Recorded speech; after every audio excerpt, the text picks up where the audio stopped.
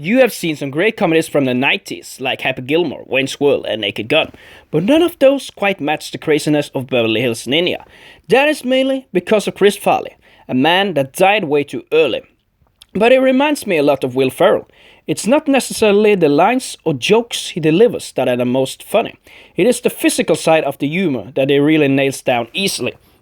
He acts with his whole body, and whether it is when he goes undercover as a chef, or when he tears down the whole Ninja shelf and all the papers of all the guys in the dojo burns down, it is simply an act of brilliance.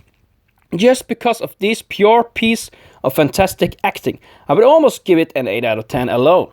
Moreover, also, the director in this movie, Dugan, has some great ideas that he brings to the plate.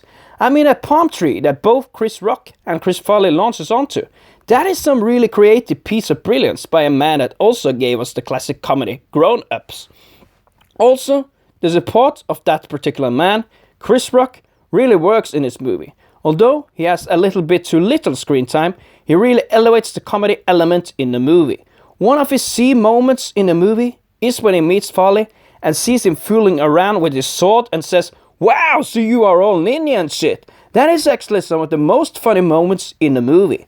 Also, what I very much like about this movie is the way it is made. It seems to be a general feel of those older comedy movies, that all the actors act in a way that seems to be a little less serious. Whether now, in those newer comedies, they seem to take the world as we live in a little too serious. And the comedy suffers as a whole. I feel I want my comedy a little less serious. Of course, I'm at a serious bias here. But I do feel there's also people that will share my opinion on this. Maybe, of course, the plot in this movie is way too crazy. Yes, I can agree on that.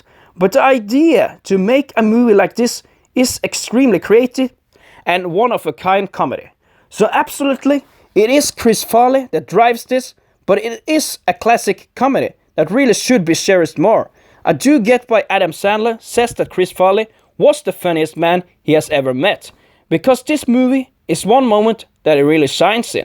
From start to finish, he is a star comedy man, and that he went away so soon at the age of 33 is simply a total shame. So yeah, that is why I feel Beverly Hills Ninja is the best comedy of the 90's.